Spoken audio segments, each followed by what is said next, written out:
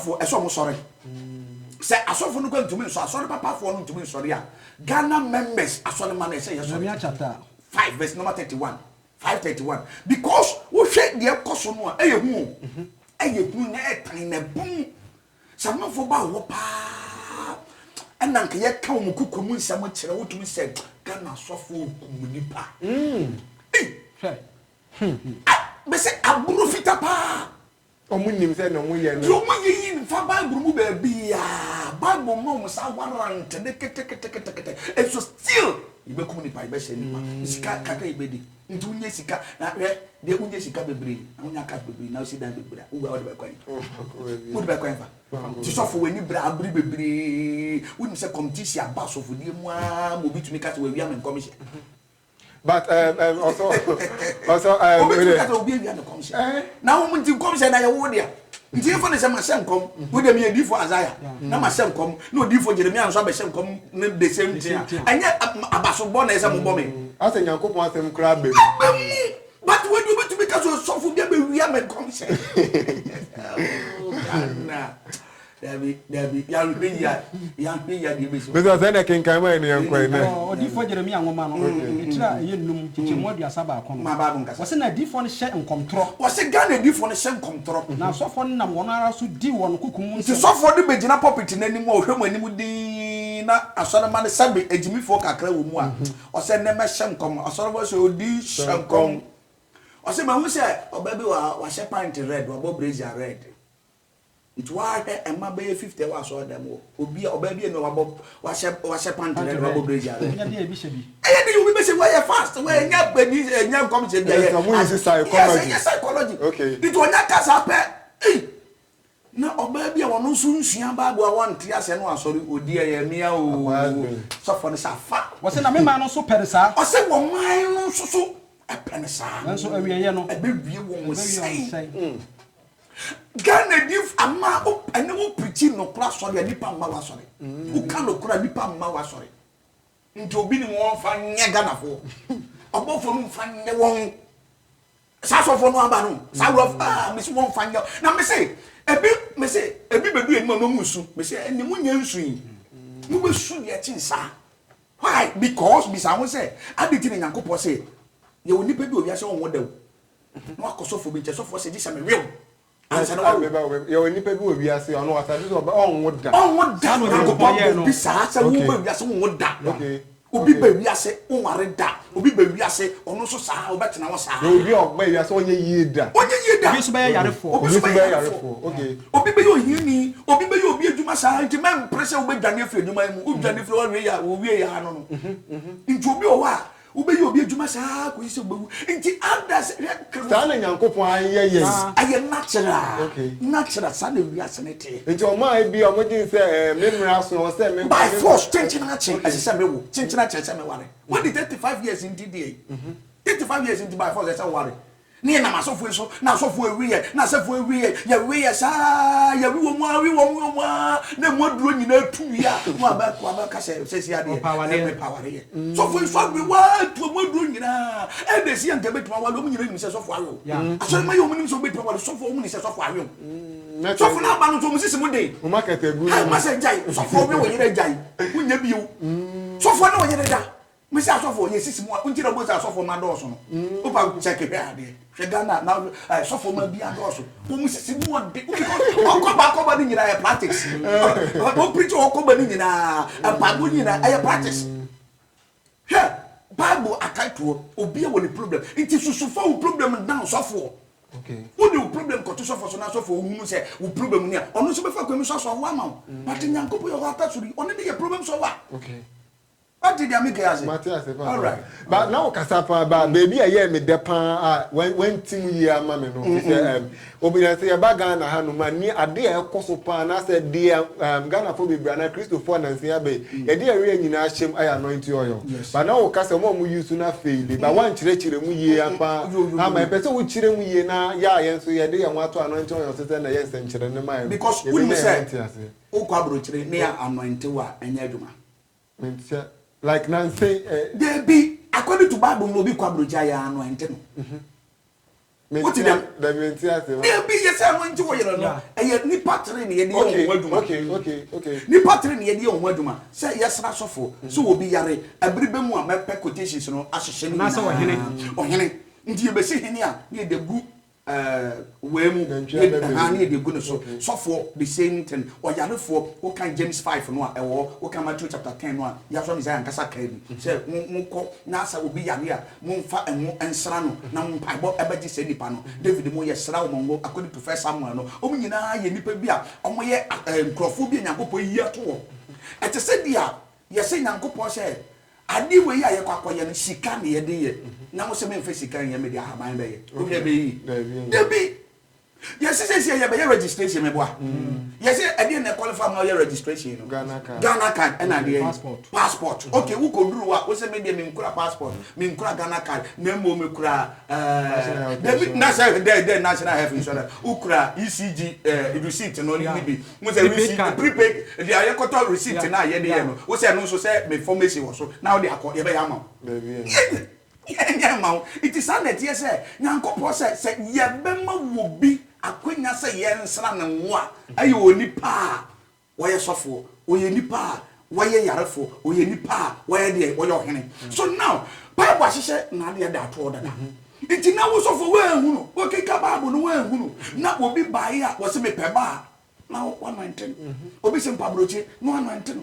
obi se me pe se me nya visa no 119 no madwuma be ye yenye nesa me nya be ma yenye nesa wo domi nipa no wo anu o domi nipa no wo kun ya Ghana sofo no so ma ben kakra se me nka so mo me ya meboa o ma di no kete okay nti se wonim na wo ye wadwen se me kosofo bi na ase akọ asanya hweyi na je so kwa obetimi aka na nka ye wo asofo bi wo wiase aka na de Japan te o moto kakra eno ka nya fule kene Japan ato moto kakra anka up to today anka say sa soro dan ye tum ye de dan portrait farm na so still opa kwa soro akosi ana asore ma wo opa kwa ubemu se anipa kwa soro still cause of powers bi a wakoje nti anti sa so mu no wa soro dem wo ukowa e very difficult to say obetimi ja so okay nti ye hwe ye se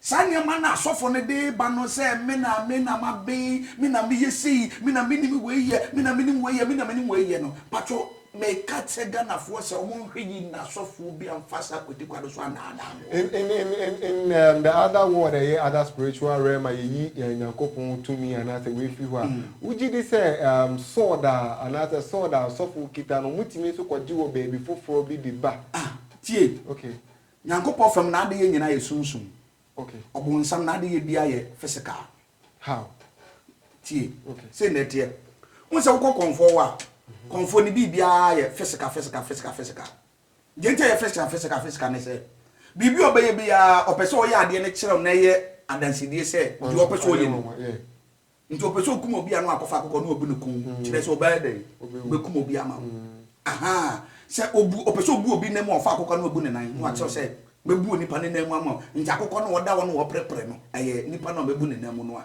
but oba Bible mu a bibia ye spiritual okay bibia eye spiritual aye mfa the physical aspect kura enti so be kofa sekan a aye comfort na dia ma okay directly okay min to sabi mpo na min suro homo so se obi kura sekan bi se Nyankopon sofo na dia ma no a omma me Bible mu ba bi fa kwa sofo obi kodi sofo ye ma na sekan sofo bi kodi sofo Aaron edifo be bra Bible on kire me sekan se Israel ka se bia ye ma most point on se dia ne sekan pacho poma onim dia poma e kire poma onim dia poma ye kire mu ma poma ye direction okay mo se ye asofo ni ye danhwefo nti tetebere ni mu no edwanhwefo na wo ye no e de ne ye de down da ogan poma aye poma nti poma aye ade ye de kire kwan direct nipa nti Nyankopon e de poma emma sofo mi se wo na wo behwe de so okay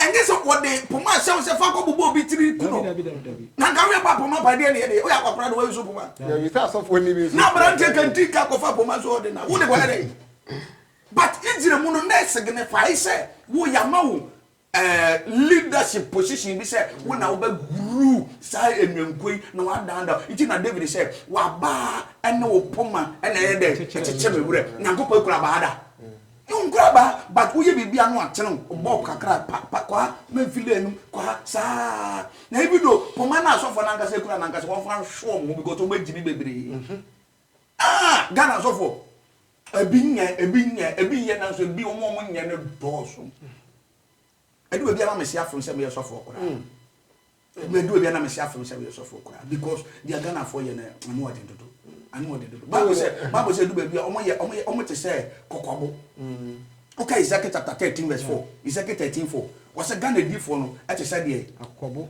kokobo ne what ne kura se da abo na se be ope akoko ache no afa ne to no was a Ghana di for ni nyina sa ye betwa advert bi o TV so a be say sofo bi TV so me TV so say na me hwe ba ko was say game bi be di adanse say wakoto okofele gas be 8 months e pa ba ko no de asore stick atale mu na gas no anya de ensanda afa ba ko na me say hey ene sofo e wa be ene fast can come akufu ado on fan ko Ghana gas se nka ye wie anka ye nkra gas free Nigeria bio na so asore da mu nipa bebre wo wa on gas 3 days bi esa yeah Ghana for the unimu nyansa na meka se edu be bia sabe Ghana for ye ndwene we dey we ka say Bible dey so aka say mu jimi di ya mu ba ye ne efen ne me ye oh sa okay yam fa no ni ahona opese ye nko de ye nko Yesu gina baabi e kasai e nante poso mo ma ye fa sofo no nsa o mlai enko kokro bi te oh yes wo mo sa fo wasa etwo yare yada Yesu sayade be atufo ne go yen somola no monsa ne yade so mo se de Yesu so mo ye be o metima ya mana bo so yen ko o muti Yesu di nti yen ko waja he ya waja de wo ye kwan so ya yen ko unka unse waja repositorio be bi akwatafo no gu no yen ko fa akwatafo mi ensa na so fu yi e mesa ne yade ni won ampa se Yesu ka se obe yen sankire ne na itu fi se Ghana for asofo mo yen sankire ne itu wujidi o say ye hwe bi omo we crooked way anoa ye siesie no ene ye dia ba se kwan be nso na ususu se omo timi fa ka se masa onifre ni we yare na we ye hired ye hu bebre ye high won upa me ka so area ye wo baby o mi mbodi because of fire TV ntinu wan hwe ye na amanfo ye wo ma be ye 50 wo fie wa ye be high won ye maybe 200 Ghana o be ye ni frɛ ni when say obi nani ate me TV so me TV ani so sa na obi ka say nani ate ya sa brante bi asori bi owe ja eja inside wo ba bi me wa me TV we de me sa brante ya de ne ba de chede yen kongo hwa wo so ni fra wo se fiti ne bu fra bi wo ade da na se sa ene na America se ba be na me to di TV mu na me hwa ade di de mu ane say so for say anything 3 seconds Yemi ani sakwa ni bubu ne pra say mani adio me huna adio eh so for ya be and I say edi o say 1 edi 2 edi 3 say yo obi ohun ade no one 3 na de ye hu kra ne say so for no nko we so o satale yellow sadan atale be na me say ya akwa ne say yellow no say obi ohun ade fiti ni mo fraso ni we na chira ne say we yellow color inti azamera kesena so hospital ni o ayare fombo omo nko sa wo yare ani ebe mu sa ampa omo de omo si gidie Yesu ankasa tumi kwa yare sabia kwa sa manfo yare ene wo ni ntia yare no aye nya ye didiem ye niama ye ne nhweso ye nti ne yare mbeku ye COVID-19 aba nyankopon mara ye di so anka COVID-19 ba nti aba beku nti ne yabon pa ye mfa nyankopon Inti yade bebre wo ni pankase ya brabo na ofa de abraye nti nyankopon pene sa inti wo ye sofo se wo besa yare a eni mpato yare fo bebregu ese se wo sa wo yare aza Ghana de phobia ni Ghana de phobia ni eja makonya no so aye hie pa se wan ka se we need the conversation echi ana se wo follow na ye kan ya na chere se ye sua de eja ebi ana wahu bibi won te ase na enu na yeguso aye bi se no enim se won so pia ebi ana pa bibi ate ase a obetimi adrop wo comment section da foforo ni be bisa na eja ye papa actually mama ye na egu so edidi nkomo yi na ye ba prophet na je gaze in sem ya so na we dey mi bisa say eden na be ma odifo ana say wahye nkoma nkom no tumi say amfa fi say oti madansidi bia na kwala ba akokakra ebedi ya o say prophet ne kan say desi na na do danko hu so oban akonya no ba oban na ebia mahama ebe pa no hu no betina akonya no so na kire say nana di ye no kati mahama part ni na kire say according to kakra no edi na ye den amfanti bisa say den na be ma odifo be your friend who di for shen koma embem say hu ni yi ana say omo ano mo she omo o kind Deuteronomy chapter 10 Bible shan kombi Bible ka se meto o so odifo bi shan kom na enkom no kra bam na chiro ka se mo nkodi nyame fufu chi ase difo na nya papa na Bible no ankasa so kesi so dia se odifo ye bewu no se oyi odifo kan ni odifo wo shan kom na ya dai abam. Okay. Then I did for nan say bi mu so chen come and be. Say prophet ka say be yenyum tini eboni be wu no wi. Pacho wuti. Meet your papa. Sa sofo no ye friend na jagage de o kurasi ni say sofo bi o Ghana. Eh. Me ka say 20 ye ba wura 2020 mo say 2019 ba wura 2018 ba wura 2019. O shenko bi say young guys here for no ma share enum to ase Kwame Eugene ne Kidi Mone nkofu ya ma shoma brabo ase. Wudi ehu ato mo so mu bewu afi no so twemo ma hu ukoka si so be ka che say ya hu biribi ne nkrofo bai ne nkrofo ba ba ye hu biribi nti na omamu na ye nko de awo kan so say sie ye mfa ne say so fo bi shan kom na amfa automatically ene na nkopɔ na akasa kire no nyankopɔn so ankasa nkire wa wan na akasa kire wo ada so bonsam ana wa wafu tinio sɛ yi nyankopɔn na no kasa ya ene ye wa wafu ene wo na isu hunu ena aye wo saa enti the moment ya anka Israel musa na ya ade o it's according to Bible no nkobi ya ade na sɛ amfa ne kwampa de yi na hyenkyɛn onye odifo bi ebie mu da we wi wadwuma because na Israel for hwehwɛ nsɛnkyerɛne there is no country in this world that no more nsɛnkyerɛne si Israel for omo three types of people so a omo philosophers a Pharisee for no dey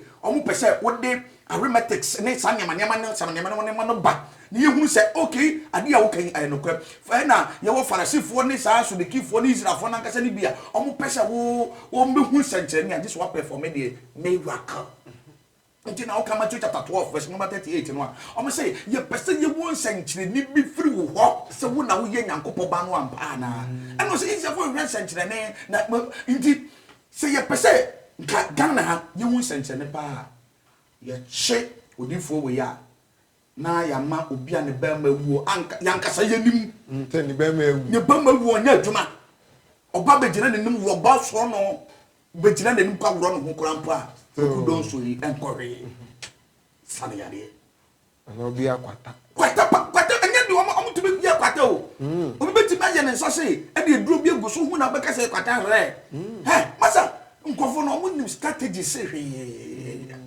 miracles fake miracles ye be ye hu da this is what we need to say me they would do for feature mo say dey be ti ma wiam but ye ni ate because ye we ye kurase sabe ye we na sa ne amani ni wo na say na aba me say miracles a ene Ghana for ye me hu rare ba akokra wom me hu rare ba akokra wom say we dey ye nkom sha ana say aye miracle aye rare. But what I mean, Mr. Winship, miracle, prove Nyankopon minima. Like No. does miracle prove the word of God? No. Miracle. Satan perform miracle. Satan perform miracle. Okay. Opa Matthew chapter 7, no? Matthew 7:21. Na pato be papa no so nkasabi. Matthew 7:21. Matthew 7:21. Okay. Miracle when proving Nyankopon kese yo The big Nyankopon miracle mo, bibi mo, oda so ye Nyankopon dada. Okay. It's a miracle no ye for your sake, and for Nyankopon's sake. Miracle ye Nyankopon and ye hwe. Mo say danger make us say no go so ba bi maybe no kan odi we di on ben so for on ben o person for our ben. Nti so for wa ben ye. Nti na ye ha obi odi oye nsenkyere. Nsenkyere ne ben no ye ya so for eche so wa ben. Say bia na obi woni ha mu na. Nti won sa won so to won nim se wa ben. They are just on which them say ma ben. Nti to won nim se so wo sunsun Mo sunsun. wo sunsun nti no se tete so kwam bi so no waben bibi so won to be so dan na abam ana wo so dan ma no ba mu da Etaisi. nti wo so se wo yodifo nti obi so dan na abam wo yodifo ne akonfo agu se dwase nyina yedifo ko mo so dan ma no ba mu amu nyina so dan ma no ba mu mpacho ke ga ba mo ne hwade Wasi city. Matthew chapter 7 verse number 21. Ko. Wasi na obiara wasi me say. Awurade no. Wasi enye obiara wasi me say awurade. Ana obekọ osoro ahini. Na emum. De oye meja wo osoro no. De oye meja no wo osoro no apede. Ne da no. Nipa pii. Beka kire me say. Na jagezi kan. Obi nim kan, bedu ko bi kan, opa mbo kan. Sankrofo nyina o mo so mo perform miracles ni nyina. Eburu mu suofo ni nyina beba. O ba be dey. Beka kire me say awurade. Awurade. Ya mfa wudina nhyenkom. Nyankopon mi so mo di me di nhyenkom. Ya mfa wudina tutu ahonhombone. Mo di me di ntu ahonhombone. Ya mfa wudina anya ahonne pii. Ya mfa wudi anya ahonde die pii ana. Na me pay mu maka kire. O so be pay mu aka kire wo mo say. Minimu da. Mo firi me so nko. Ntu obi anka wa perform miracles sa se Nyankopon ni manya. Ade Nyankopon say firi me so minimu. Wa wo ye dia entene. Wa wo ye dia entene. It not say miracles no emma wo warrant say obekọ heaven. But so the media wait my miracle.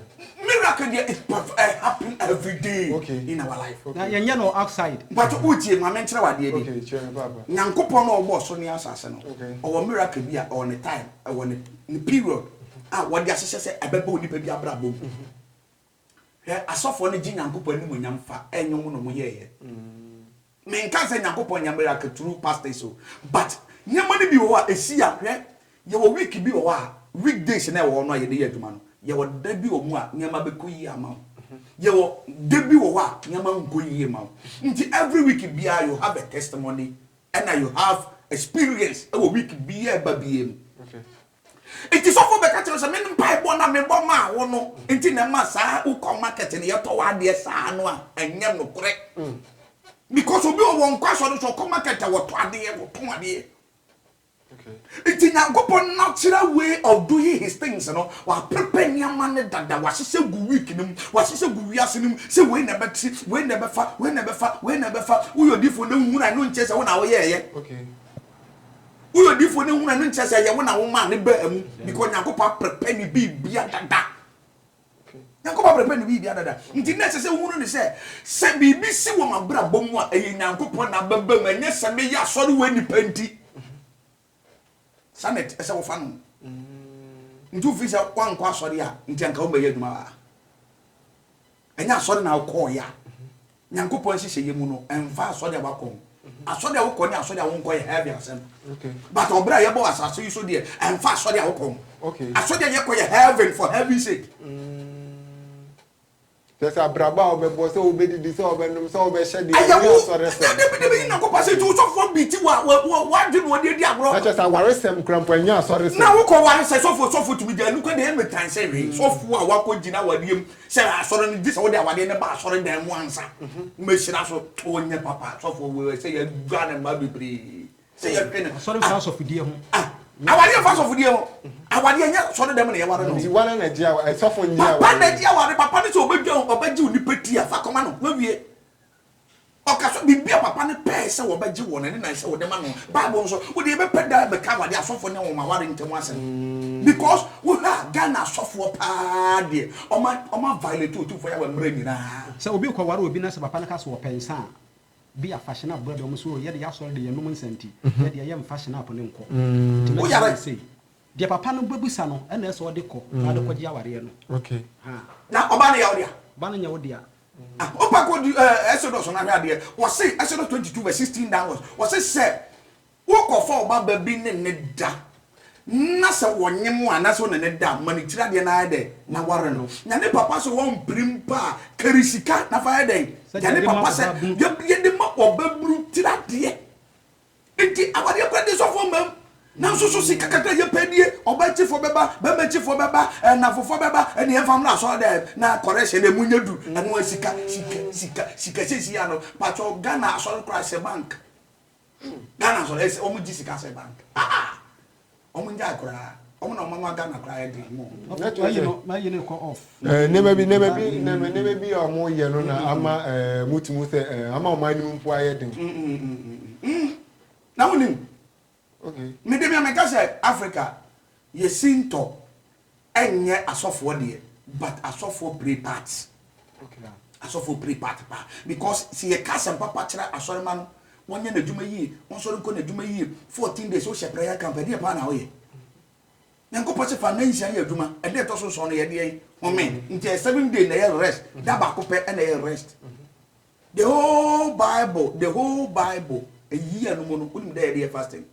According to Bible, no, only the 10th day of Etenim, which is the 10th day of October, the 7th month, and the Bible says you get 24 hours fasting. Aside. That's October pen was still your fasting. The whole year, according to Bible principle, no one can say we be a wasem. But according to Bible, ne di and can as a fool we are singing obey fasting 1 day per day. Say what? 24 hours. I feel 24 hours. Aside.